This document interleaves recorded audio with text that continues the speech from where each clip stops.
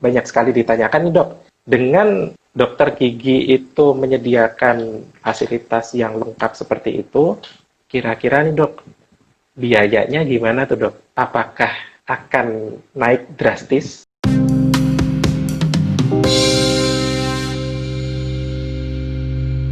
Halo, selamat malam semuanya. Saya Rifki Alaris. Kok tuh sih, kok tuh di live? Ya, karena kita ada di platform Instagram ya, dan sesuai dengan tagline Instagram yaitu Bringing You Closer to the People and Things You Love. Gitu. Ya, jadi kita mencoba live. Jika kalian suka dengan segmen live di Kortugi ini, nanti Mindok akan membuat satu segmen khusus yang berjudul Teman Ngobrol Mindok. Ya, nanti kita akan menghadirkan tamu-tamu yang berkompeten di bidangnya. Dan topik kita hari ini adalah kapan sih masyarakat bisa kembali dengan tenang ke dokter gigi? Dan sebagaimana kita tahu bahwa pandemi ini bukan sesuatu yang bisa kita duga sebelumnya, pun bukan suatu hal yang resikonya pernah kita perhitungkan dalam analisis kehidupan apapun.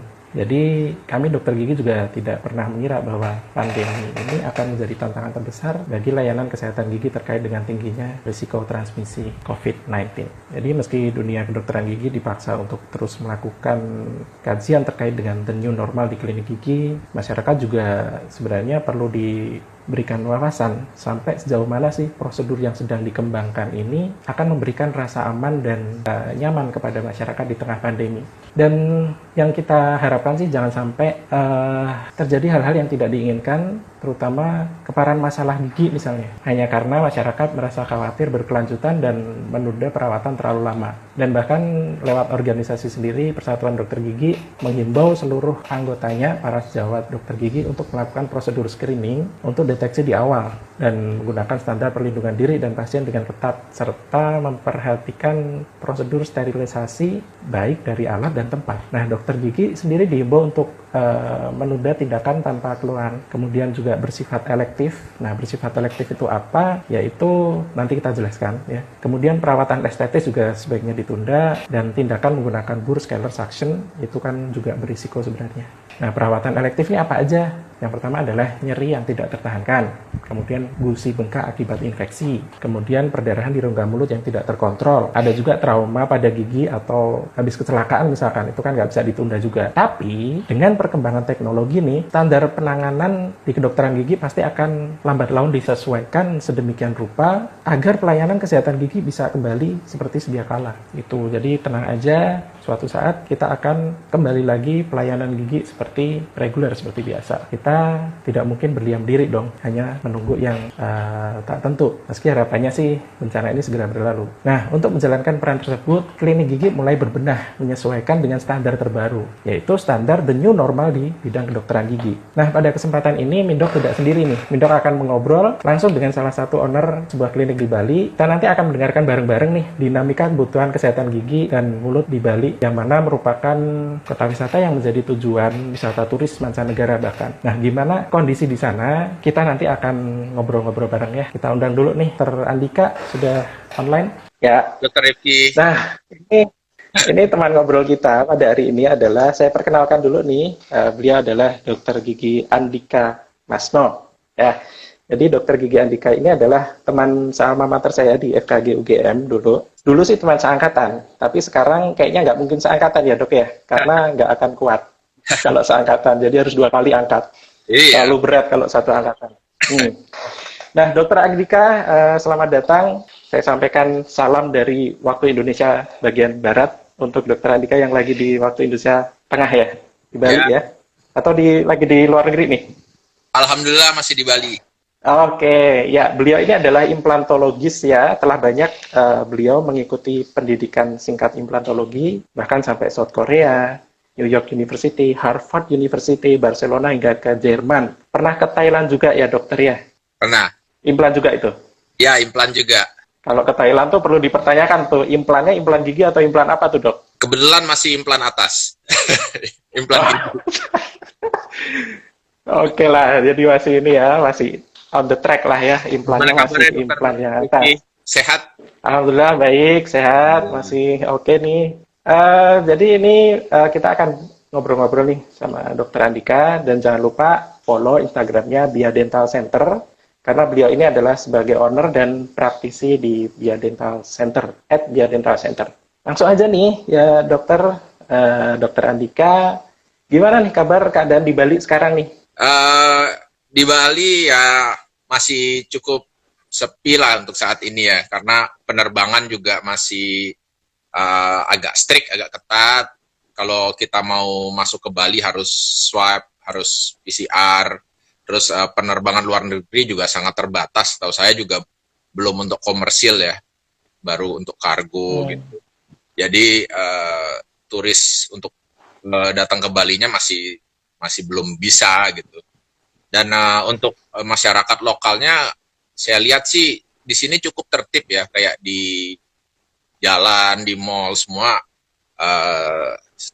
cukup patuh pada social distancing dan mereka juga menggunakan masker kemana-mana dan protokol kayak di restoran, di mall, di tempat-tempat umum semuanya mengikuti standar keamanan lah, seperti cek temperatur, hand sanitizer di mana-mana. Mudah-mudahan sih di Bali cukup terkendali sih, gitu dok.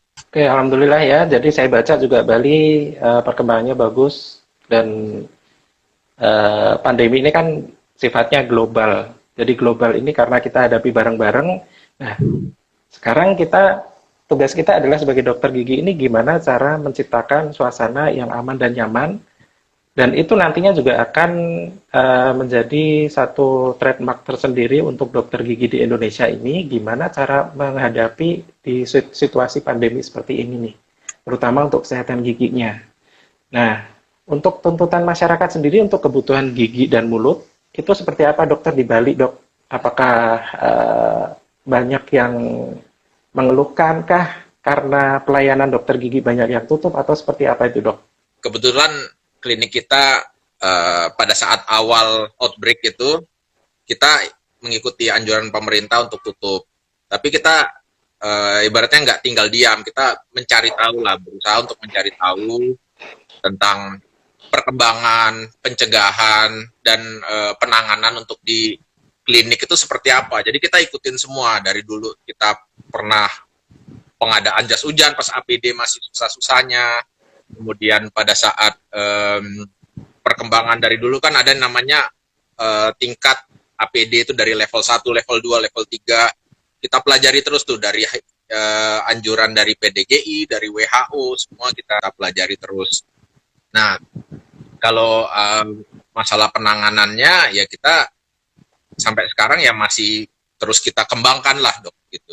Jadi memang dari dunia kedokteran gigi pun tidak tinggal diam gitu, jadi penelitian terus dilakukan, bagaimana cara yang aman. Nah, terutama nih dulu yang awal-awal masih pada pakai jas hujan ya dok ya, jadi di Bali seperti itu juga dok? Ya, sempat ngalamin juga, karena kita waktu itu APD-nya sangat minim, jadi ya ada kalanya pas setiap kita ganti kan kekurangan. Untuk sekarang alhamdulillah saya rasa sih udah cukup mudah untuk ditemukan untuk keamanan tenaga kesehatan ya. Kayak dulu juga N95 juga waduh sangat sulit dan harganya sangat mahal. Tapi kita dari setelah himbauan pemerintah untuk tutup itu kita buka ya, kita benar-benar ikuti juga sih protokol yang dianjurkan oleh WHO dan PDGI atau pemerintah. Jadi kayak N95 apa untuk semua tenaga kesehatan terutama tim kita gitu. Ya, benar sekali bahwa kita juga dalam rangka mengembangkan keamanan dalam pelayanan ini, kita selalu memegang protokol dari yang ofisialnya, yaitu WHO dan PDGI. Dan dulu juga sempat, ya namanya juga pandemi ya, pandemi itu nggak terencana sama sekali, dan kita, ya siapa sih yang nggak kaget gitu. Dan awal-awalnya memang kedokteran gigi ini masih pakai jas hujan apa adanya, karena banyak sekali kelangkaan di masyarakat, banyak sekali panik buying dan penimbun juga suatu kondisi yang, penimbun juga tuh, ditimbun lah. Aduh, ini pusing sekali kan, mana artis-artis juga kadang banyak yang kurang wawasan dan malah mengajak ke hal-hal yang tidak baik kayak gitu. Tapi dengan meningkatnya pengetahuan masyarakat, kemudian juga mudah untuk diberitahu. Tapi ada juga loh dok yang di Bali kayaknya ada yang golongan-golongan yang pro konstipasi atau apalah itu. Iya, lagi Itu lagi tuh naik yang daun. iya yang itu tuh kan tokohnya si artis itu kan, Ya, yang artis ya sebut saja 3 huruf itu kan. Itu ya, di Bali juga kan? Itu di gimana Bali itu? juga. Apa? Ya. Jadi Tapi dinamika untungnya sih masyarakat di sana apakah? alhamdulillah sih di Bali ya, walaupun seperti itu tetap masyarakatnya sebagian besar ngikutin lah anjuran pemerintah. Karena di Bali ini nggak PSBB, tapi kita kalau di Denpasar itu bilangnya PKM, pembatasan kegiatan Apa masyarakat tuh? gitu. Jadi Oh, oke. tetap ada di pos-pos seperti pecalang. Pecalang ya itu kayak eh, pertahanan sipilnya lah gitu, kayak ansip tapi dari Hmm. Banjar, bekerja sama dengan Dinas Perhubungan dan kepolisian, ya ikut menertibkan masyarakat yang nggak pakai masker segala macam. Kalau untuk kegiatan keagamaan sendiri gimana dok? Kan Bali kan banyak sekali banyak sekali hari-hari besar terkait dengan keagamaan dan kegiatan-kegiatannya tuh dok. Jadi puncaknya itu kan pada saat heboh-hebohnya pada saat mau nyepi, hari raya nyepi itu kan, tanggal-tanggal Hmm. Maret Maret tanggal 20-an gitu kan. Nah, itu kan harusnya kan sangat ramai sekali kan untuk umat Hindu untuk beribadah gitu kan, karena dia ada semacam apa seremonial lah gitu kan, upacara. Tapi Hmm. dihimbau oleh pemerintah pusat dan pemerintah daerah untuk tidak melakukan tindakan yang kegiatan yang berkumpul massa. Penduduk Bali mengikuti anjurannya. Jadi cukup tertib lah di sini. Jadi kira-kira kapan nih dok kalau masyarakat nih bertanya nih, mungkin dokter bisa menjelaskan terutama di Bali dulu ya. Jadi kira-kira layanan kesehatan gigi akan kembali buka seperti normal nih. Kira-kira kapan sih dok? Sebenarnya sih kalau masyarakat mau, ya namanya kebutuhan terutama kesehatan itu kan adalah kebutuhan primer ya sebenarnya ya. Em, siapnya jadi semuanya itu bergantung mungkin dari siapnya tenaga kesehatannya juga. Jadi kayak mungkin dari masyarakat harus mencari tahu dan mungkin juga kayak mengobservasi dulu ya fasilitas-fasilitas kesehatan yang sudah siap untuk melayani gitu, untuk memberikan pelayanan kesehatannya. Saya rasa sih untuk sekarang karena pengadaan APD dan equipment penunjang keselamatan tenaga kesehatan dan pasiennya sudah mulai bisa diadakan, saya rasa saat ini saat yang baik untuk memulai tindakan pelayanan kesehatan. Jadi intinya adalah buat masyarakat, do your research. Jadi cari tahu dulu deh, cari tahu dulu. Kan sekarang kan zamannya sosial media, bahkan hampir setiap klinik, hampir setiap dokter gigi memiliki sosial media dan mereka kadang memberikan updatean-updatean apa aja yang sudah diupdate, sudah dipersiapkan di klinik mereka masing-masing. Nah, contohnya di Biar Dental Center, ini juga saya lihat tadi di Instagramnya juga cukup informatif ya, terkait dengan upgrading-upgrading apa yang mereka lakukan atau dokter gigi lakukan terkait dengan pencegahan transmisi COVID-19 di khususnya di tindakan kedokteran gigi. Nah, pertanyaan berikutnya nih dok, apa yang sudah dia siapkan nih untuk membuat masyarakat merasa aman dan nyaman untuk kembali ke klinik gigi untuk perawatan gigi? Jadi mungkin saya sedikit sharing aja. Mungkin juga ada yang lagi ikut live ini mungkin juga dari dokter gigi juga atau juga dari pasien. Jadi saling bertukar ilmu dan informasi ya. Jadi kalau di klinik kita dari sebelum pasien datang kita sudah ada, kita bikin wastafel besar gitu sebelum masuk pintu entrance kita. Jadi pasien udah cuci tangan dulu. Kemudian dia masuk, sudah ya prosedur yang paling utama ya cek temperatur, terus juga kita ada namanya informed consent untuk COVID. Jadi semacam kayak persetujuan tindakan antara pasien dan dokter, kemudian juga hand sanitizer. Jadi Itu sebelum masuk itu. Pas masuknya pun kita juga meminimalisir dari alas kaki pasien. Jadi kita alas kaki pasien harus diganti. Kita juga ada shoe wrap. Jadi untuk mencegah kontaminasi dari luar ke dalam. Dan pada saat mereka masuk, kita dokter yang sudah ber-APD, perawat yang sudah ber-APD, bertujuan untuk agar kita misalnya dokter atau perawat yang punya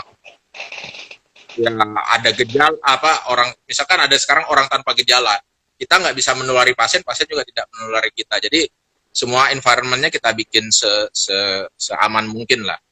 Kemudian tindakan prosedural apalagi di kedokteran gigi kan sangat berisiko untuk menulari dan ditulari gitu, karena kan environment-nya kita bilangnya ada namanya aerosol. Nah, ada beberapa protap yang kita lakukan, kayak kita untuk penanganan ya kita ada rubber dam, terus kita juga pakai extra oral protection, terus kita juga pakai banyak bahan-bahan disposable itu sekali pakai semua. Jadi apapun yang bisa menciptakan environment yang aman bagi pasien kita adakan gitu, dok.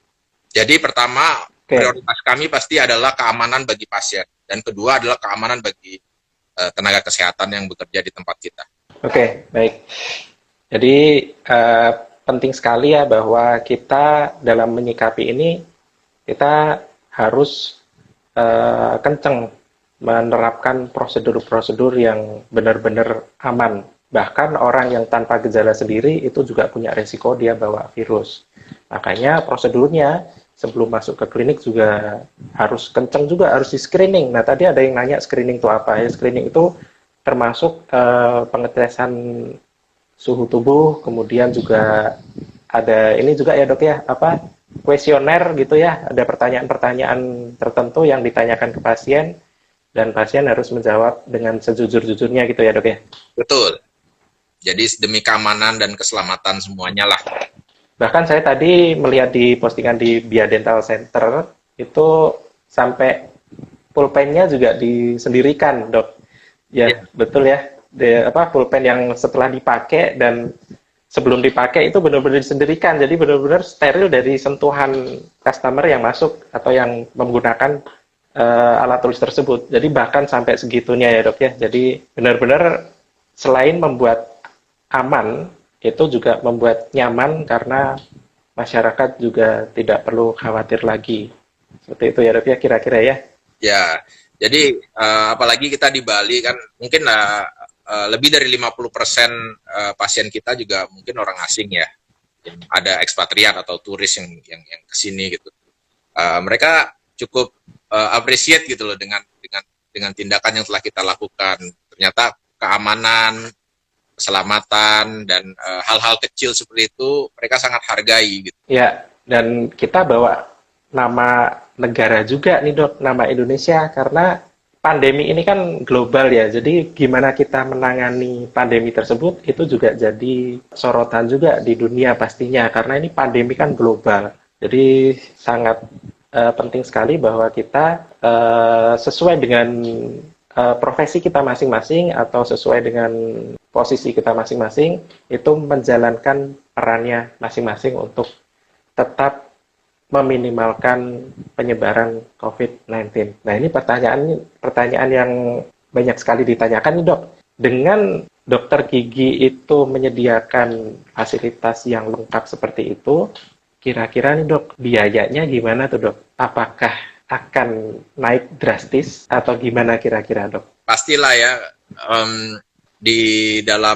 apalagi di dalam dunia kedokteran gigi ya, kalau kita lihat ada penelitian majalah Times itu sebenarnya dokter gigi itu dokter atau profesi yang paling beresiko untuk tertular di dalam pandemi COVID-19 ini ya. Nah, dari semua standar prosedur yang kita lakukan demi keamanan diri kita sendiri, demi keamanan pasien, pasti ada cost yang harus kita keluarkan. Nah, kalau dari klinik kami sendiri, kita ikut ada charge untuk itu, tapi nggak banyak sih sebenarnya. Pastilah karena untuk kalau enggak kan enggak bisa untuk perputaran pembelian APD dan optimalisasi dari penanganan ya.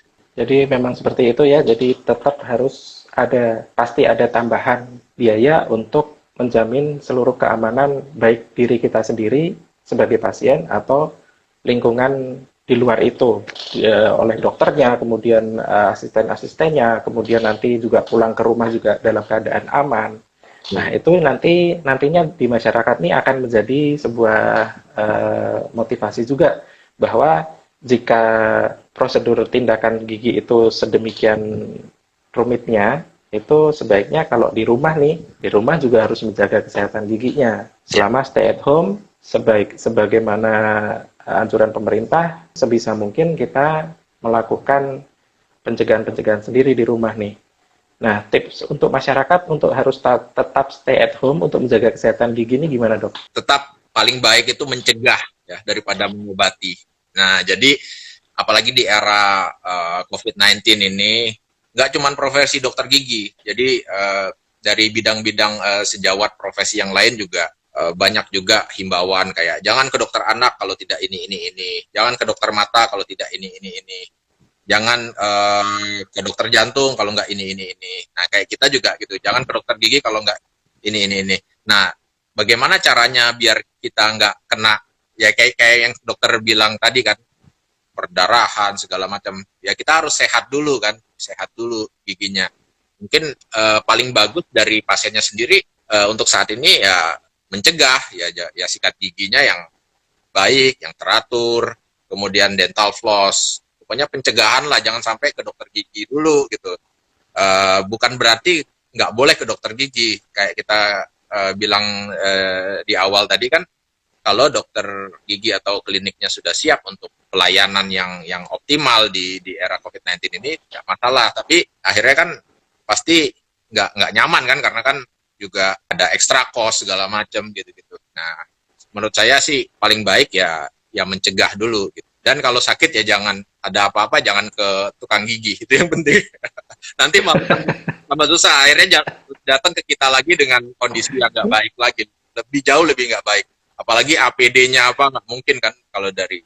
Iya, benar ya. Jadi kalau misalkan nih melihat layanan dokter gigi ini sangat terbatas, ya jangan mencari alternatif lain. Karena nanti ketika sudah complicated, sudah terlalu parah, ya ketika mau ke dokter gigi kan jadi cost-nya, yang pertama cost-nya jauh lebih gede, yang kedua risikonya jadi lebih gede juga karena harus keluar rumah. Nah, ini ada pertanyaan ini, Dok. Kalau misalkan nih, itu tadi kan pencegahan ya, posisinya pencegahan ini adalah ketika kita belum sakit dan jangan sampai sakit. Atau mungkin gejala awal tapi jangan sampai makin parah. Pertanyaannya nih, yang banyak sekali pertanyaan adalah gimana nih kalau misalkan perawatan itu adalah perawatan yang sifatnya kontrol rutin, seperti orto dan lain sebagainya. Gitu, Dok.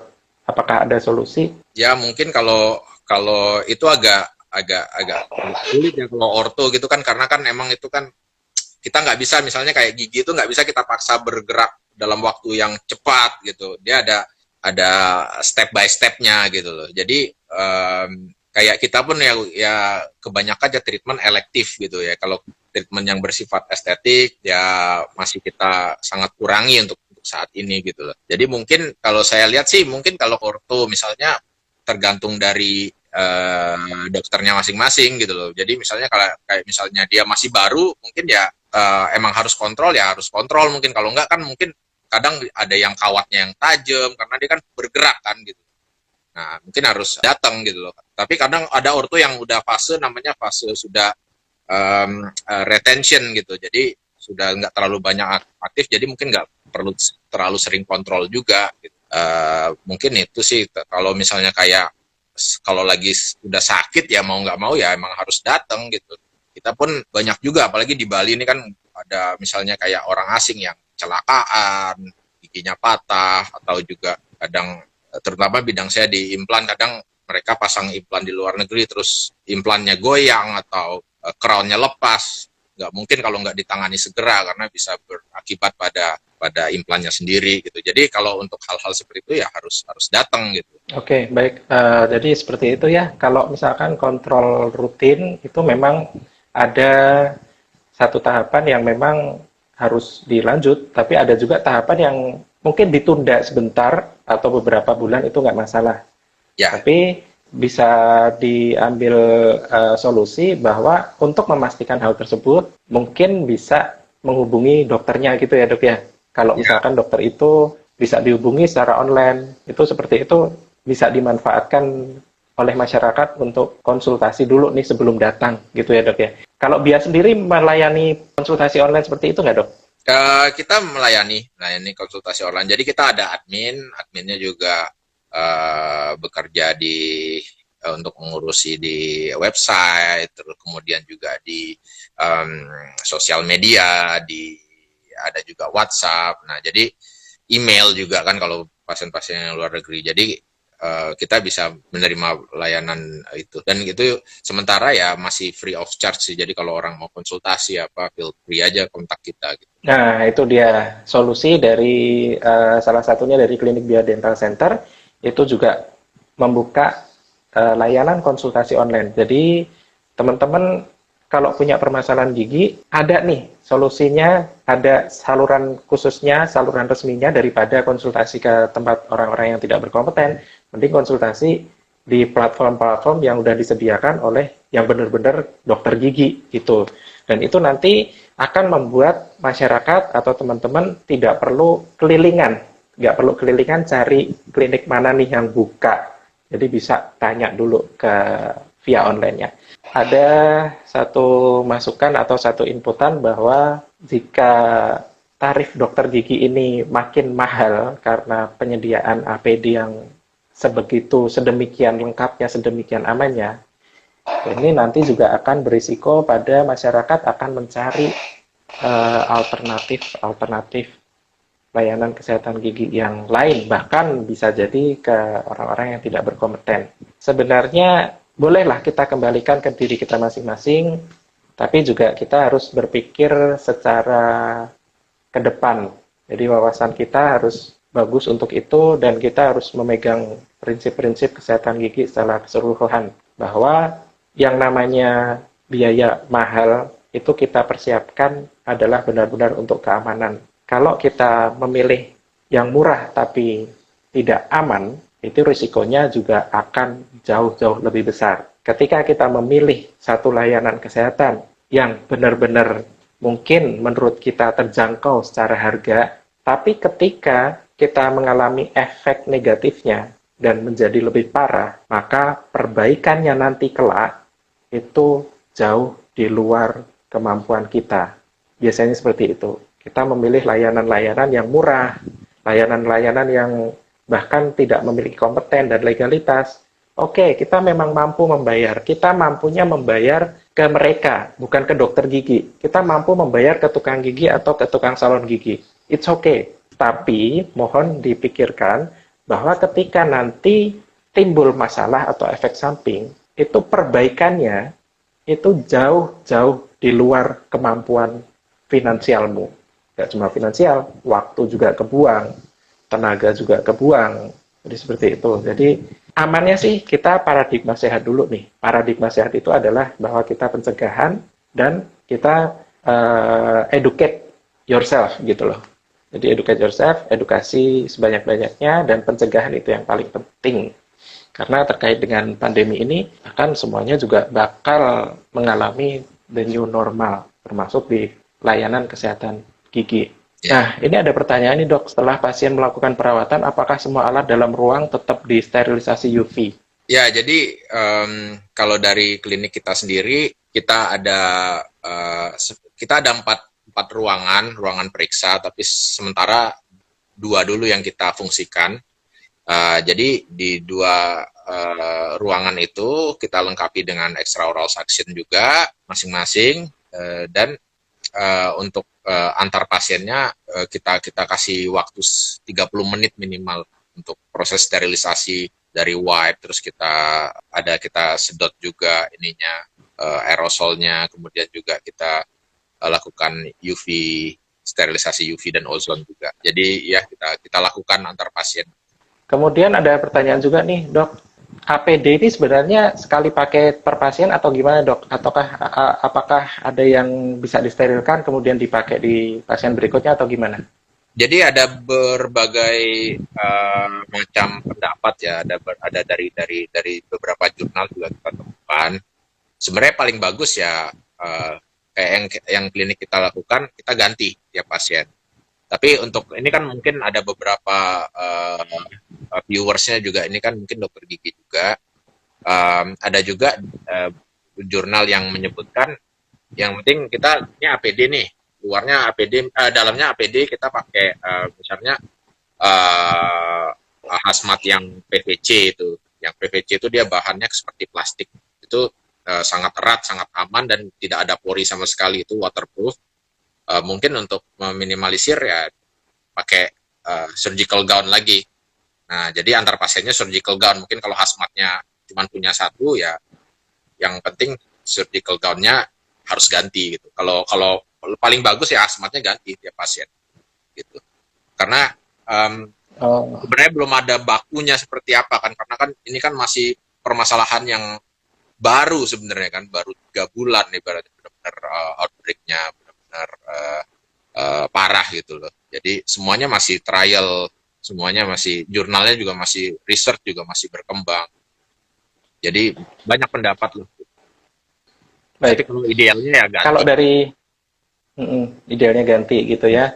Jadi karena kita masih dalam proses penelitian, proses kajian-kajian ilmiah, itu juga kita masalah keamanan di klinik ini masih terus berkembang, gitu ya dok ya kira-kira ya. Tapi tidak usah khawatir untuk masyarakat bahwa dokter gigi ini juga memiliki satu organisasi, organisasi PDGI yang mana di situ udah ada regulasi-regulasi yang mengharuskan dokter gigi ini juga harus mengupdate segala sesuatunya terkait dengan pandemi ini. Gitu ya dok ya kira-kira ya. Nah pertanyaan selanjutnya ini dok, apakah ada pernah ada pengalaman nih dok terkait dengan pandemi ini, pengalaman yang kira-kira mengkhawatirkan atau pengalaman-pengalaman unik lainnya terkait dengan ya katakanlah eh, apakah pernah eh, kedatangan nih pasien yang mencurigakan atau gimana itu dok, atau pengalaman-pengalaman lain dok yang menarik dok. Ya, ada sih beberapa ya, kayak misalnya dari pasiennya juga ada yang uh, dia mau cek, tapi bilangnya I'm feeling unwell. Ya kalau kamu unwell ya jangan masuk. Ya, jadi kita udah dari screening awal itu sudah kita tolak dulu gitu. Jadi karena kebutuhannya juga dia bukan kebutuhan yang urgent gitu. Jadi kebutuhannya estetika gitu. Dia mau memperbaiki gigi depannya yang mau di crown atau veneer, tapi dia bilang feeling unwell ya kita tolak dulu. Kemudian kalau dari segi kerja ya pasti jauh lebih lebih agak berat ya untuk saat ini ya, karena um, satu kita biasanya pakai surgical mask, sekarang harus pakai N95 respirator gitu. Itu kan agak agak agak agak tidak nyaman. Makin aman itu makin tidak nyaman biasanya. Dan kemudian kita pakai hazmat. Biasanya saya kerja paling pakai gaun, pakai topi. Sekarang saya harus pakai hazmat, pakai hood. Nah itu juga sangat ini juga kerjanya jadi sangat panas, sangat uh, lebih nggak nyaman lah untuk saat ini dibanding hari-hari lalu. Oke, jadi teman-teman yang mungkin penasaran nih kayak apa sih dokter gigi kerja, teman-teman bisa cek di postingan Via Dental Center, ini gimana dokter Andika dan teman-teman bekerja. Ini benar-benar ketutup banget, benar-benar nggak kelihatan nih siapa, ini dokternya siapa, dan benar-benar perlindungannya itu berlapis-lapis gitu loh. Dan itu rasanya gimana tuh dok? Benar-benar gerah banget atau gimana tuh? Mungkin Bisa kalau diceritakan nih dok? dulu Dokter Rifki pernah nge-gym terus sauna ya itu lebih panas dari sauna kali.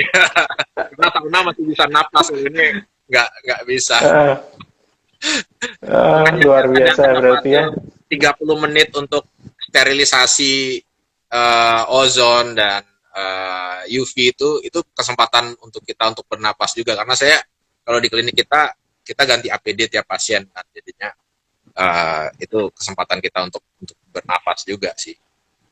Kebetulan kita Hmm, juga oke oke. di atas kita ada ruang istirahat juga gitu antar dokter gitu. Jadi Hmm, hmm.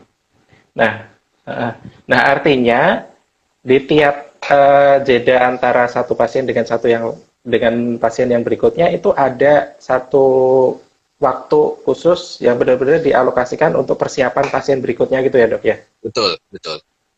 Jadinya ya emang jadi debit pasien juga nggak banyak untuk saat ini gitu. Tapi satu kita optimalkan untuk keselamatan dan keamanan pasien, dan kedua juga untuk keamanan kita sendiri gitu. Oke, oke. Ya, jadi mungkin perlu diketahui ya teman-teman ya. Jadi kalau yang namanya profesi kedokteran gigi atau tindakan kedokteran gigi ini kan risikonya sangat tinggi. Kenapa sangat tinggi? Karena posisi si dokter dengan pasien ini dekat banget gitu loh. Dekat banget, dekat dengan mulut, dekat dengan hidung. Dan dari perawatannya sendiri, misalkan bur, kemudian penyedot ludah atau alat scaler itu bisa menciptakan cipratan-cipratan yang tersebar bisa ke seluruh ruangan. Nah, jadi risikonya tuh seperti itu gitu loh. Jadi mohon di sini dipahami bahwa perawatan gigi oleh dokter gigi yang kompeten dan punya legalitas pun itu risikonya udah gede. Apalagi teman-teman memilih satu alternatif layanan yang benar-benar dia tidak memiliki kompetensi, tidak memiliki ilmu di bidang itu. Bayangkan mereka tidak memiliki prosedur pencegahan transmisi COVID-19. Kan serem banget.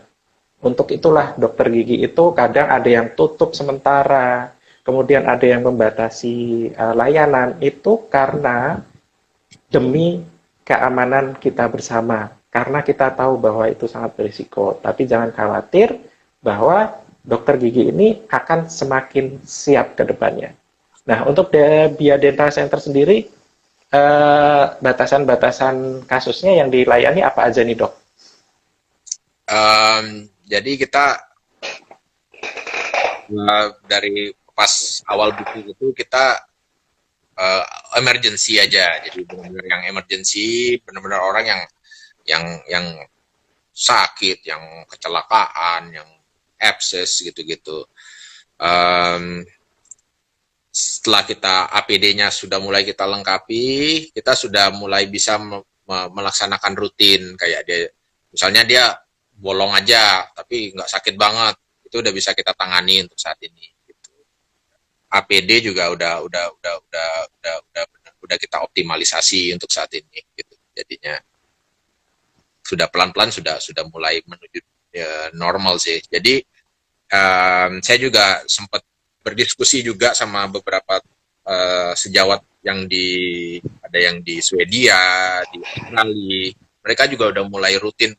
Jadi dalam artian sudah mulai ke normal ininya, semua treatment gitu kalau di luar negeri.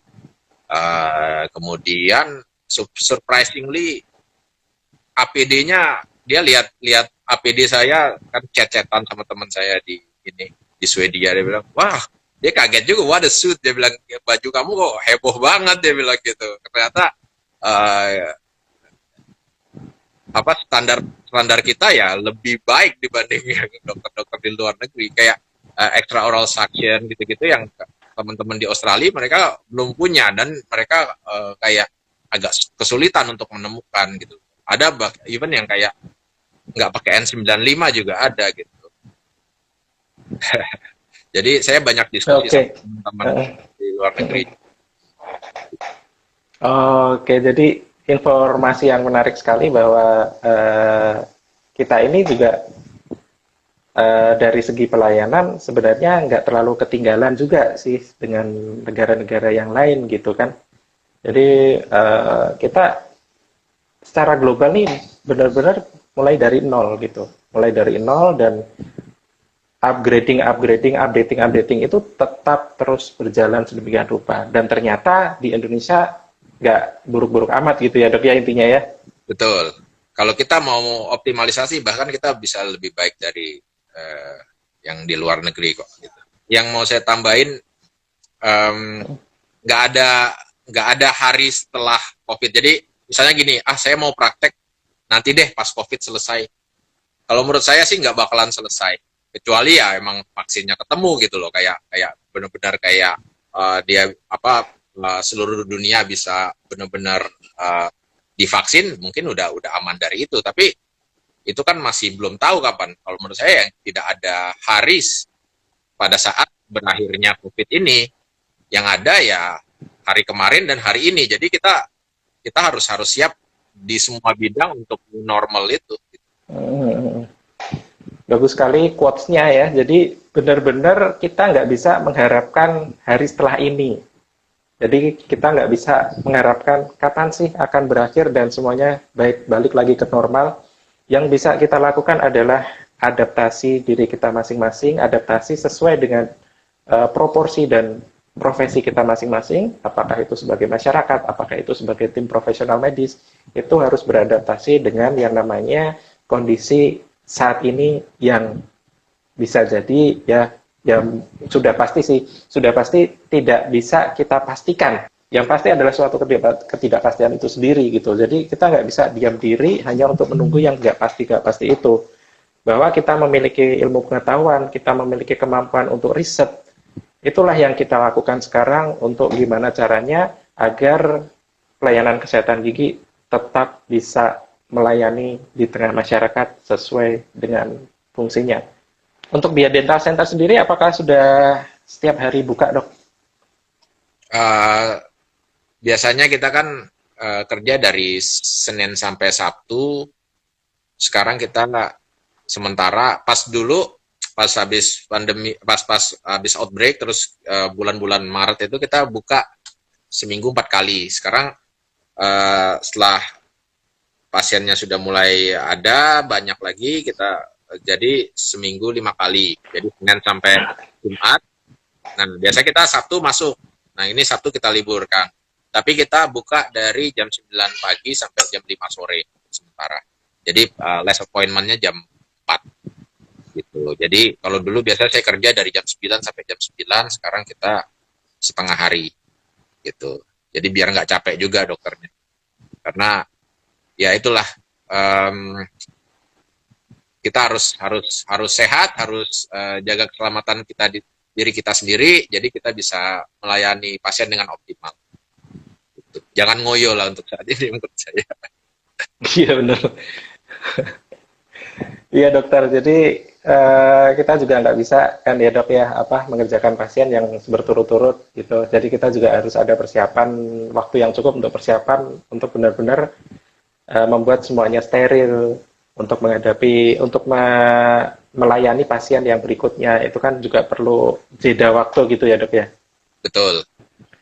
Ya begitulah ini ya kondisi di pelayanan kesehatan gigi di masyarakat pada situasi pandemi ini, dan Dokter Andika ini adalah dokter gigi yang posisinya ada di Bali ya dok ya. Ya. Dan Bali ini kan tempat wisatawan mancanegara, di situ banyak sekali, dan kita panggil Dokter Andika ini untuk menceritakan gimana sih untuk benar-benar kita memberikan satu keamanan dan kenyamanan kepada pasien, terutama di tempat-tempat yang memang jadi tujuan turis mancanegara. Nah, intinya gini teman-teman, kalau bisa kita simpulkan ya, jadi selama pandemi ini kita harus rajin-rajin mencari informasi. Kita kan udah disediakan dengan gadget, dan informasi itu bisa kita dapatkan dengan sangat mudah. Dan sekarang juga banyak sekali dokter gigi dan klinik gigi yang menyediakan atau membuka atau melayani konsultasi online. Jadi sebaiknya teman-teman manfaatkan cara tersebut. Jadi online dulu, tanyakan dulu ke dokternya. Nggak perlu kelilingan cari klinik gigi yang buka. Ya, jadi cari informasi dulu. Di sosial media kan banyak. Kemudian sementara kalau belum emergency, itu sebaiknya tetap stay at home dan jaga kesehatan gigi dengan baik selama di rumah. Malam dokter, untuk layanan konseling sebelum kontrol, apakah bisa dilakukan dari rumah atau via online? Terima kasih. Jadi tadi udah kita bahas ya, bahwa Bia Dental Center sendiri itu juga melayani konsultasi online. Dan banyak sekali dokter-dokter gigi yang juga saya yakin bisa menerima konsultasi online. Silakan. Sama saya juga mau nambahin, apalagi di era gadget yang sudah canggih, terus juga sosial media yang juga sangat menunjang. Jadi cukup mudah saya rasa, kayak pasien rata-rata sudah punya HP dengan kamera yang resolusinya sudah cukup baik. Jadi bisa difoto dulu atau video call dengan nurse, dengan admin masing-masing klinik. Jadi pas pasiennya datang, dokter gigi udah nggak perlu examination, pemeriksaan terlalu mendalam lagi, mungkin kayak X-ray atau ini aja yang nggak bisa dilakukan kan, gitu. Jadi saya rasa sih ya emang kita bilangnya telemedicine lah istilahnya untuk sekarang. Jadi pre treatment kalau bisa ya dokter sudah tahu apa yang dikeluhkan pasien, itu lebih enak jadinya gitu. Jadi dan mempersingkat untuk waktu kunjungan juga gitu. Jadi pasiennya juga langsung bisa set to the point. Misalnya giginya pecah di depan, dia tinggal selfie atau video call. Jadi nanti nurse juga atau admin juga udah tahu perlu ininya apa kondisinya. Kemudian pasien juga bisa uh, mendeskripsikan, menjelaskan kayak sakitnya seperti apa. Kita kan jadi bisa ada namanya diagnosis diferensiasilnya. Jadi nanti kita bisa tahu oh ini nanti mungkin kita tinggal X-ray aja di klinik atau kita bisa lakukan pemeriksaan yang lebih cepat gitu. Oke, baik. Ini karena sudah durasinya udah hampir 1 jam ya, jadi kita akan akhiri dulu. Mungkin Dokter Andika ada quotes-quotes terakhir nih, atau tadi udah tersampaikan barusan, atau Ya, gimana Dok? Silakan, mungkin kalau ada tambahan. ya pokoknya corona ini nggak bakalan hilang lah, apalagi dalam waktu yang dekat ini kan, karena kan ya itu mungkin bisa hilang kalau vaksinnya udah ketemu gitu. Jadi kita harus siap dengan new normal ini. Jadi mungkin ada viewers yang juga dokter gigi, ya dokter gigi juga harus tetap semangat, harus tetap ya berusaha semaksimal mungkin untuk keamanan pasien, dan pasien juga namanya kesehatan ya termasuk kesehatan gigi dan mulut. Kalau emang itu adalah suatu kebutuhan ya jangan takut untuk datang gitu, karena kalau nunggu coronanya selesai misalnya dia harus kontrol behel misalnya atau braces, nunggu coronanya selesai ya mau kapan gitu, sedangkan sudah nusuk-nusuk udah nggak nyaman dan nggak ada perkembangan dari giginya gitu. Saya rasa sih kita harus move on semua. Oke, terima kasih Dokter Andika.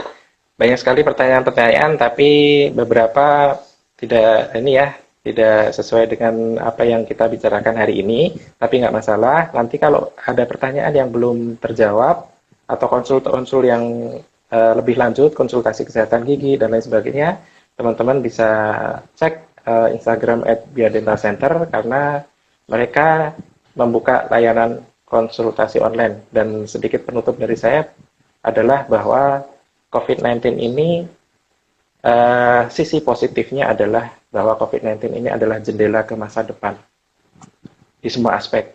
Jadi kita bisa terbiasa online, kemudian terbiasa berhubungan secara online via internet dan lain sebagainya. Kita mengoptimalkan internet sedemikian rupa, kita mengoptimalkan informasi sedemikian rupa, dan di dunia kedokteran sendiri menjadikan satu prosedur yang benar-benar makin sempurna untuk keamanan pasien dan kenyamanannya.